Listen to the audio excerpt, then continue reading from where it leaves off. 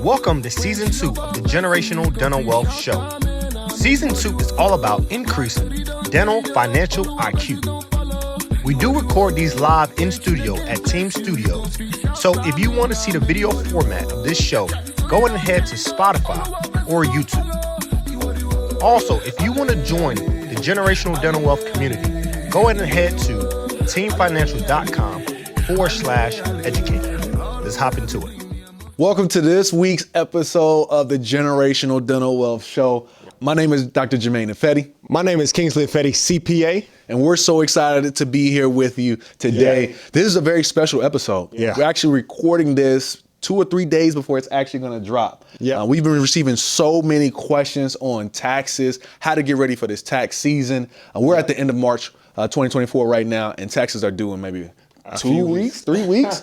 So we decided to schedule a special episode with Kingsley, the quarterback of taxes, where we can get questions answered for all different type of individuals within the tax profession. We're going to talk about tax benefits for students, tax benefits for associates, tax benefits for owners and contractors. So honestly, we're just going to get into it. I'm excited. Kingsley, take us away.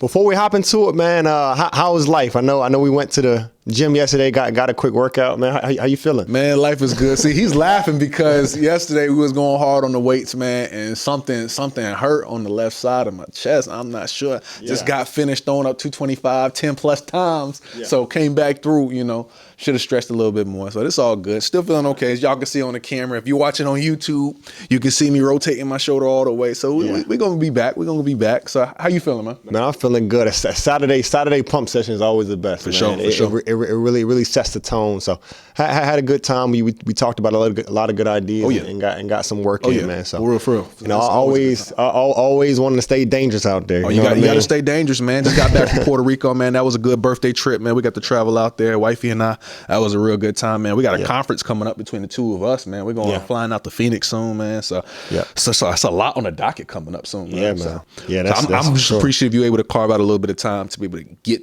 this info to the people, man. So put your CPA hat on, man. We need you. We need you. Save us. Awesome, man. Let's hop into it, man. First things first. We're going to say a lot of dirty 5-letter words, man. And that's taxes, right? Taxes. Nobody loves it. But it's necessary. It's what keeps the economy going. And honestly, it's frankly, right? What they say, what put your kids into school for free keeps the roads paved. All right. So with that being said, the number one thing to know, right? Like you said, we're recording this late March, and taxes are due April 15th.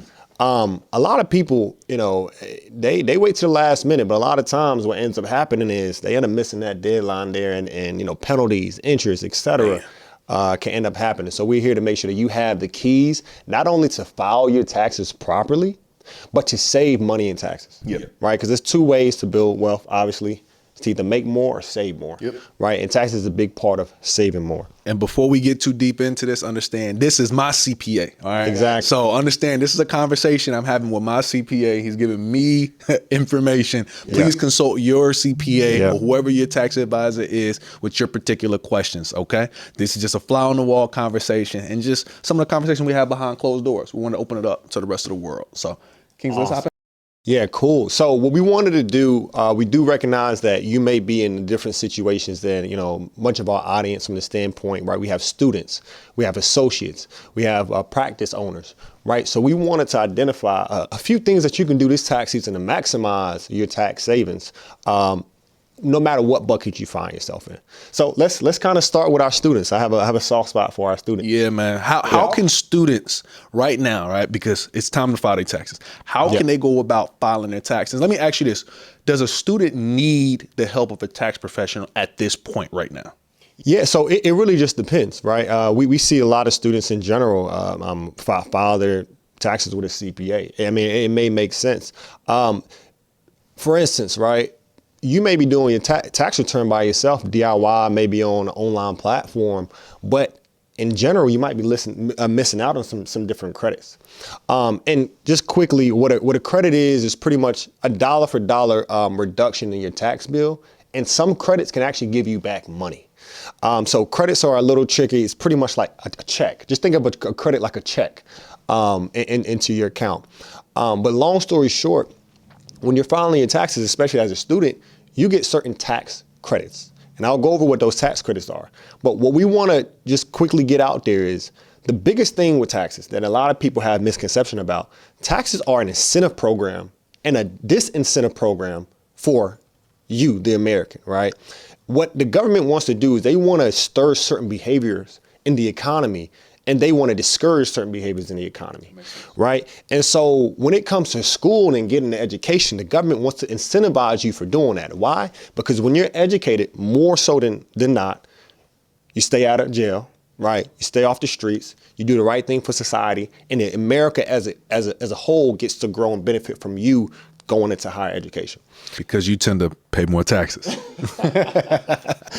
Got you. So let's go and start at the American Opportunity Credit. What this credit is, the government says, hey, if you have qualified education expenses, right, tuition, books, etc., the qualified expenses for you being in school, and this is for the first 4 years of undergrad typically. And there are a few other qualifications. Make sure that, like I said, you get proper tax advice. You can get the American Opportunity Credit. Okay. And that credit is pretty hefty, right? If you can max it out at about $5,000 of qualified educational expenses, the credit is about a $2,500 total. True. Right? With $1,000 of that being refundable. Like I said, I know we're going deeper already, but there is a difference between refundable credits and non-refundable credits. But let's talk about some of the credits that an actual, like a dental student can get. So perfect question. So government recognizes a lot of people go back to school typically, right, after the 4 years, get a higher education, right?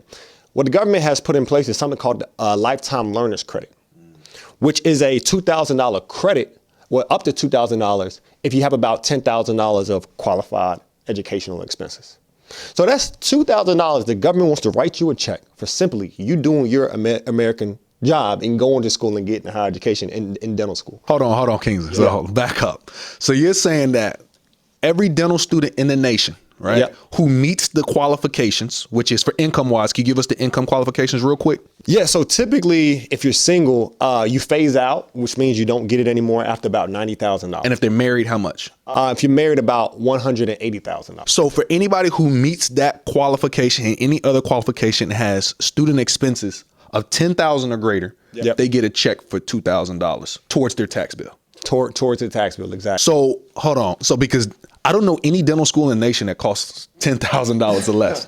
So basically every student who is listening to this or every one of your mentees who is looking to you for financial advice, you can help them gain $2,000 by just understanding that this tax credit exists and keeping track on how much you're spending on your educational expenses. Exactly. Wow. Exactly. It's just information. And, you know, the biggest thing with both of these education credits, make sure you ask your school for your 1098-T. What's that? And it's simply a tax form of the school reporting how much you paid in qualified expenses. Okay. And that information is reported to the IRS. So they do have a matching system. So, you know, you want to make sure that you report this information correctly. Okay. So just to make sure we summarize, every dental student in the nation who has $10,000 or more in student-related expenses, who makes less than $90,000 as an individual or $180,000 as a family, can qualify for $2,000 towards their tax bill in the form of a non-refundable credit. Is that correct? That's perfect. Oh man, you putting on your CPA hat now. Listen, I got to keep a little bit. I still remember what I learned in my MBA program, man. So that's absolutely amazing. Again, talk to your tax professional about this and understand we talked about 2 credits for students. There are a lot of credits. That's the reason it's like you can do it yourself. Yeah, you can. But the thing about it is, it's not how much you're saving really. It's how much are you missing out on? You know? Yeah. So, all right. So now that we've wrapped up students with a nice bow, that's a real nice credit. It's a $2,000 gift to you and make sure you tell everybody in your dental school, make sure you get your $2,000. Okay. Yeah. Now let's talk to associates out there. Yeah. What's a tax credit associates can get? And do associates have a lot of tax credits available to them? That's a good question. And I'll say this, and this is the unpopular opinion. The U.S. tax code was not created equally, meaning that like I said, they want to incentivize certain behaviors and disincentivize other behaviors. And typically what we see is for W-2 earners on just the face level, it's not as many tax deductions and breaks.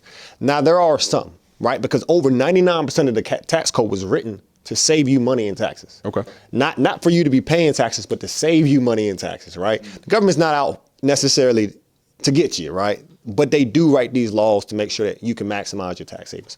So with that being said, generally for associates, and we're talking just W-2, associates. We're talking associates. This is a doctor who works for a corporation or another doctor, right? Yep. This is somebody who works mainly probably for one entity. It might be between different locations, but work for one main entity and qualify as a W-2 earner, correct? Yep. Okay. Yep. W-2 meaning employee. Yep. So with that being said, one of the biggest deductions out there is student loan interest.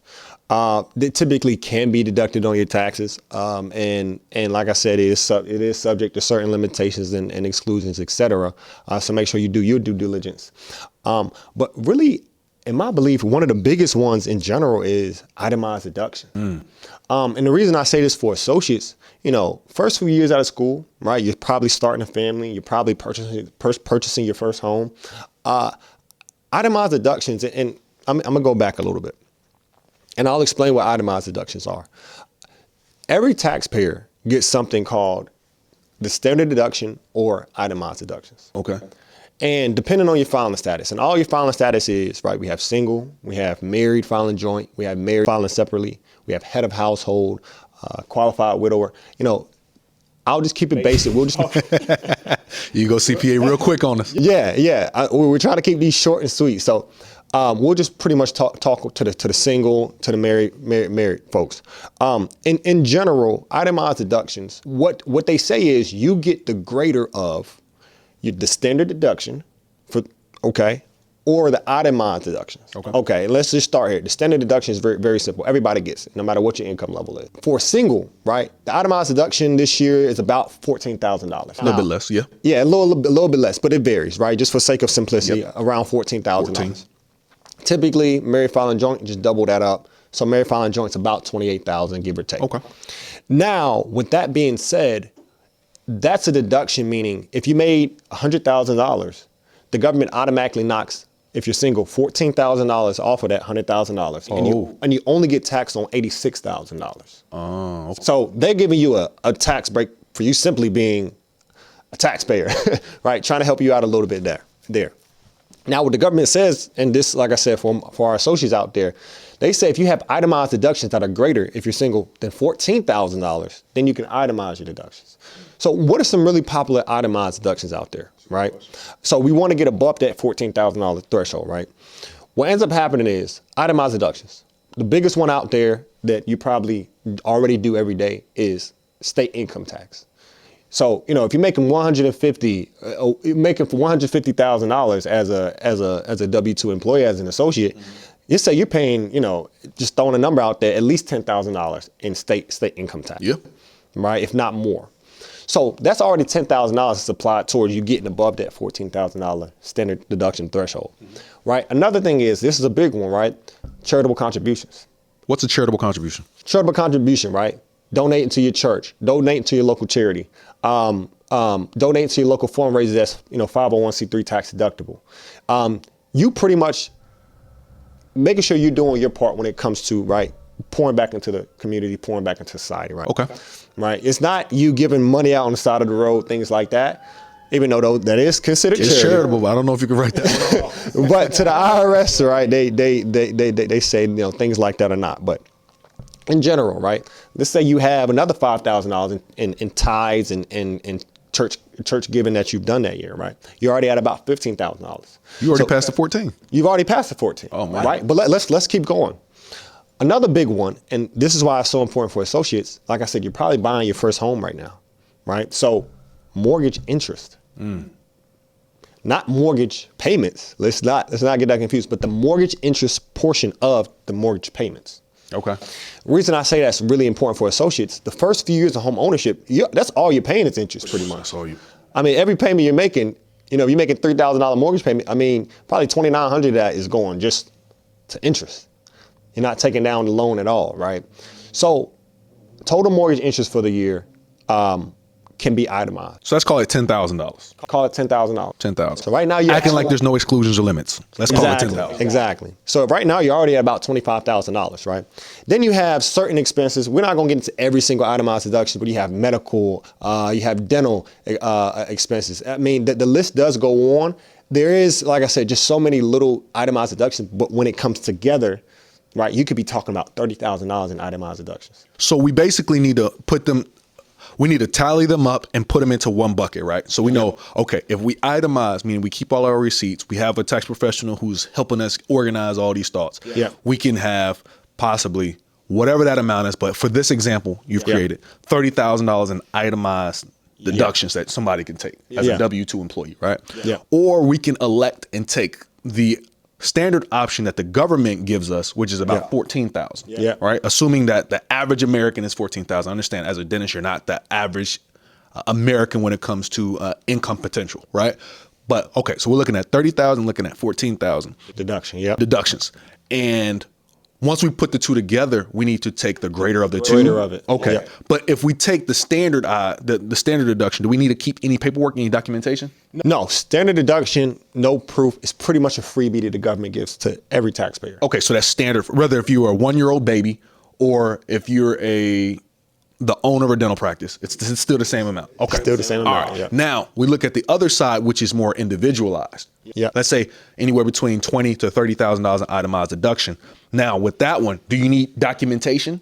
Yes. Yeah. okay. And just to give a practical one out there, I mean, a lot of taxpayers come in and they bring a spreadsheet of what it is, right? That's typically I'd put out there a good way, typically a little bit older. There are apps out there, that you can hook up your personal credit card and personal checking account to it, and you can track the expenses that you've been incurring throughout the year. That's good. And you can mark, is this tax deductible or not? Okay. So when you get to January 1st or whenever you're ready to file taxes for the next year, you can look back and say, what were all the itemized deductions that I pay? And is this worth it? If I pass that threshold, maybe I should start talking to my CPA and my tax professional about going the itemized route. That's really good. That's really good, man.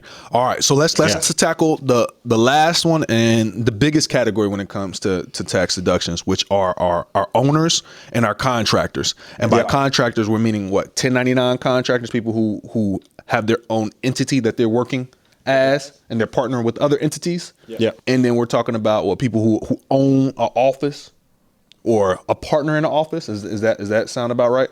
Yeah, I mean, in general, self-employed, right? I'd probably group it where we have employees and then we have everything else. That makes sense. No, if you're not an employee, then you're probably going to be considered self-employed, which is business owners and contractors. That's why he's a CPA. Yeah, but you're on the right track. Right, we talked about the students. We've talked about the W-2 employee associates. Next, this is my personal favorite, and this is one that we talk about a lot. You being the owner of Empire, right? The business owner, the practice owner, the 1099 contractor. Okay. In general, like I said earlier, tax code was not written equally. From the standpoint, business owners, contractors get the most tax breaks. I mean, that's just the way the tax code was written, to incentivize and disincentivize. I'm going to keep harping on that. Now, with that being said, we can go on forever about business owners. I mean, it's like, where do you want to start? Do you have a favorite topic you want to tackle? And we can hop in. I mean, me personally, I like the low bearing fruit first. I like to tackle the biggest things first. So number one, I like to ask you, what's the best entity you can set? Like, what's the best way you can set up your business? And again, consult your tax professional for any of these details. Okay. This is a conversation you and I are having, that we're having in public, and the rest of everybody can be edified through that. But because I like to start from what's the biggest things we can tackle, right? Yeah. So can I ask you, what's the best way to classify my business? Yeah. So in my experience, most, if not all, dental practice owners are going to organize themselves as an S corporation. And you may or may not have heard that term before, and I'll give you some insight on what that is. But an S corporation simply is a tax election with the IRS that allows you to have favorable tax break. Let me just put it like that. Okay. Now, with S corps, the way you do it is you typically go to your Secretary of State, right? No matter what state you're in, you file your LLC or you file to be incorporated, right? The state now recognize you as a business. From that point, right, now that you get the articles of organization back or the articles of incorporation back, right, whether you're LLC, whether you're a corporation, you can elect a tax status with the IRS called an S corporation. So an S corporation is not a business. An S corporation is a taxable entity. It's a tax election. Okay. Yeah, recognized on that. Now, the biggest thing to understand with this, like I said, once you file for the business with the Secretary of State, you or your tax account will, and I don't want to get into the specifics, file a form called 2553, which is an election to become an S corporation. It's pretty simple, pretty easy, but you do want to make sure you know what you're doing before you just start signing and faxing things off. That's good information, man. Now, why is an S corp important? And we're just going to scratch the surface with these today. The biggest thing is it really helps you avoid a good percentage of self-employment tax. Okay. What self-employment tax is, it's FICA, right? We all got our first check one day, right? Back when we started working at fast food and Bojangles for me. And, you know, we calculated our bill the night before. I mean, we calculated our payroll or our wages the night before. We thought we were getting $1,000. Mm-hmm. Rude awakening. We got our check and it was only $800, right? And we saw those big 4 ugly letters, FICA, right? FICA is Social Security tax and Medicare tax. Every American that makes money is subject to those taxes, right? So what ends up happening is, as an S corp owner, you get to avoid a good portion of that tax, and that's the 15.3% additional tax for you being a self-employed. You saying if you elect to file as an S corp for a portion of your income, you can avoid about 15% of taxes, right? And if we're talking about $200,000, that's $30,000 plus, based off of, in simple calculations, just based off of simply knowing how to organize your business and what to elect. Now, with that being said, that's a very, like I said, basic just understanding of what an S corp is. Yeah, we'll leave it there. That's the whole. That's not even an episode. That's a series in its own. So you're saying as a owner, right? Yeah. Self-employed. One of the best things we can do, number one, is choose the right entity, right? And that's S corp. Okay. So now that I've chosen to be an S corp, right? What are some tax breaks or some credits that I now qualify for? Yeah. So just in general, as a business owner in general, you can always take mileage, standard miles. That's my favorite one, right? Yeah, and let me pick your mind on this, because this is one you come ready in the door every year to take advantage of. Some standard mileage. What are some things you did, I say, last year to really help you maximize the standard mileage? One of the things that you put me on was put me on an app that tracks my mileage. I get that every time I park, it lets me know how many miles I drove, and I can either categorize it as business or non-business, right? Yeah. The easiest way to do is just have one car for business and one car that's not for business once you finally get to that stage, right? Yeah. So for me personally, I know the first year I was first started traveling, I believe I drove about 40,000 miles, I think about 30 to 40,000 miles, right? Yep.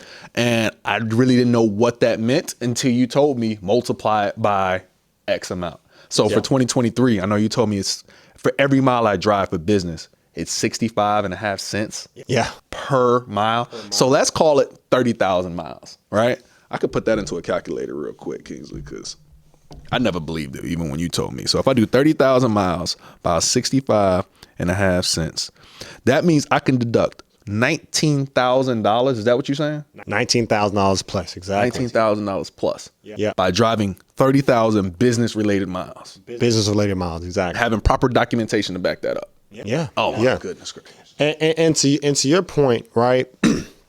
And you did travel dentistry, so it's easy to really rack up miles.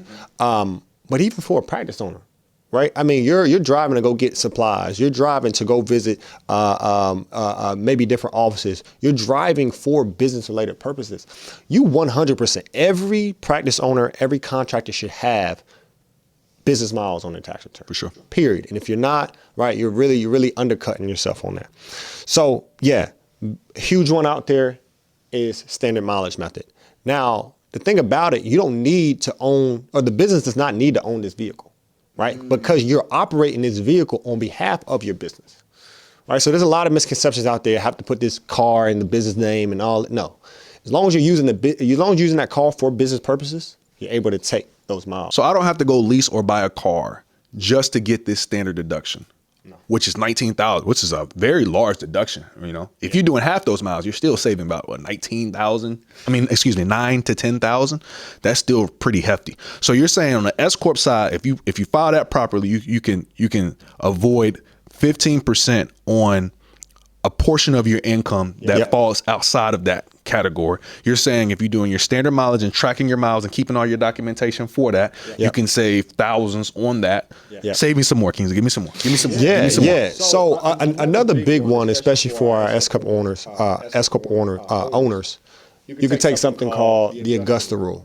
Now, what the Augusta rule is, and the reason it came into fruition was because we all know the Augusta tournament, golfing tournament down in Georgia every year. And local homeowners down there pretty much put up a petition and said, hey, like, we're renting out our home for less than 14 days. Why do we have to consider this income that we're renting it out, right? Because this might have been a vacation home or whatever. Why do we have to consider this home that we're renting out income, during those months? So what the IRS went ahead and did was they provided a special exclusion and said, hey, if you rent out your home for less than 14 days, right, you don't have to consider that you don't have to consider that rental income to you. The reason this is important for business owners is effectively, and like I said, everybody's different.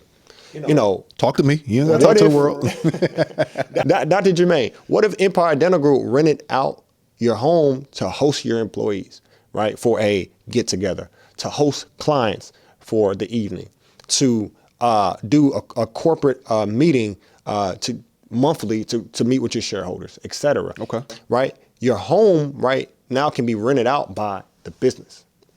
So let's say you're renting it out customary, let's say $500 a night. Okay. $500 a night. So that's $7,000, right? Just $500 a night times 14, up to 14 days. So you can rent out. So for the Augusta rule, you can't rent out the house more than 14 days. No, if you rent out if you rent out the house more than 14 days, then it becomes taxable. Okay. It's a taxable event now. But with the $500 per night, up to 14 days for the year, what ends up happening is that's $7,000 total, right?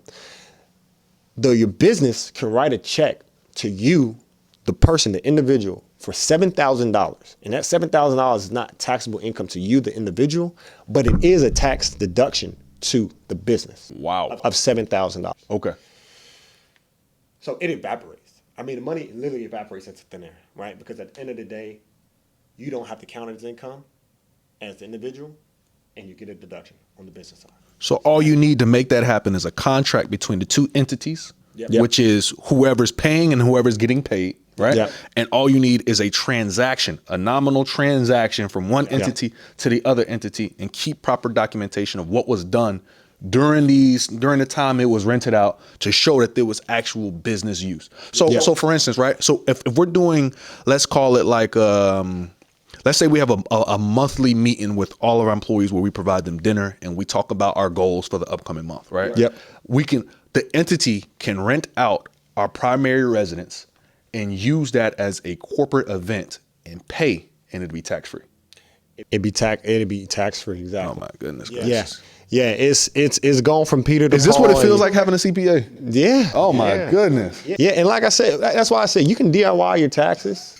You can. I mean, there's no law that says you have to use a CPA tax professional, but we do recognize, especially when you get into, ownership, you're just doing yourself a disservice if you don't. And I'll say stop here, man. You want to stop here? You got another bonus? Man, we can keep going. We can keep going. I say give one more, and that's it, man. I feel like I'm sharing my CPA with the world, man. And honestly, I don't like sharing my toys, man. One more, and that's it. Kingsley, you give them one more, and that's it, man. That's it. I know you could go for days. Give them one more. Awesome, man. So one of my personal favorites, and this hits home, right? Because this is my brother here. We do a lot together on a personal level and on a business level, is placing your kids on payroll. Before we even hop into the financial side of it, I mean, isn't that beautiful? You get to effectively teach your kids how to operate a business. You get to allow them to see. You get to sometimes bring them into work, maybe on the weekends with you. You're building that family camaraderie. We're not even talking the financial side, just the purely family side. You get to grow a better relationship with your family because of it. It's just a beautiful tax deduction. And let's hop into the financial part of it. So what the IRS says, if your kids, right, typically, under 18, if your kids have a bona fide role within the business, you can place them on payroll. And what ends up happening is, as long as you pay them under the standard deduction, like we talked about earlier, what is it actually? So that's the 14,000 we talked about earlier. It's the 14,000 we talked about. This is like a full circle moment now. Full circle moment, right? Because every taxpayer gets it. So if the business pays, your kid or kids, right? Each kid can do this, up to $14,000 for the year. That kid pays no taxes on that income because they fall under the standard deduction. It gets wiped out anyway. Wow, no federal taxes. Yeah, but it's still a $14,000 deduction to the business, right? Imagine you have 2 or 3 kids. They come in on the weekends. They shredding paper. These days, right, you as a busy a practice owner, you might not have time to post on social media. So maybe your daughter that's 13 years old is your social media manager. You have to find a legitimate reason for them to be a part of the business. And these days, there are plenty. I mean, even if that's like we talked about earlier, right? Wanting to get door signs or door hangers and pass them out in the local community. Drop your or going with your kid within the neighborhood every weekend during the summertime and putting door hangers on each door. That's good. For a few hours. That's good. That child is not only earning income, but now that child has learned business principles, and let's supercharge it. Now you're building a closer family, and they're understanding who you are as a parent more, and it just grows from there. I love that because that's truly generational dental wealth. Yeah. And it's not just giving them an allowance. It's empowering them that you're getting compensation based off of the effort and the work that you're putting in. Yeah. And I think that starts to create a cyclical mindset, understanding that when I put in effort, I get this out, instead of me expecting this out with no effort in. Yeah. So I think that's a great place to end this episode. Kingsley, I appreciate you taking time out your busy schedule to come and give so much great game to get people ready for this tax season. Please, if you don't have a tax professional, please find one. Because as you can see here, when you're a dentist and you're getting to these different levels of your career, a standard deduction is not going to be enough for you. Understanding not being able to maximize all the different credits and deductions is just, you're leaving a lot on the table. And the whole goal of this, of just building generational wealth, is not necessarily trying to make 10 times more. The goal is, how can you stretch and maximize every single dollar that you have coming in? So as you make more, you do better things for them, right? You want to make sure every dollar goes into the right bucket, right? And it doesn't slip through cracks. And in that way, you can continue to build upward. So again, I appreciate you taking time. If you don't have a tax professional, please get one. You can do it yourself. Some people have, There you go. As you can see here, a standard deduction for a 12-year-old child is the same standard deduction you get as a practice owner. So get your help. Kingsley, any final thoughts? Nah, man. Today was a fun one. I enjoyed it. And thank you for checking out the Generational Dental Wealth show. We look forward to seeing you next week. Peace. File your taxes. File your taxes, please.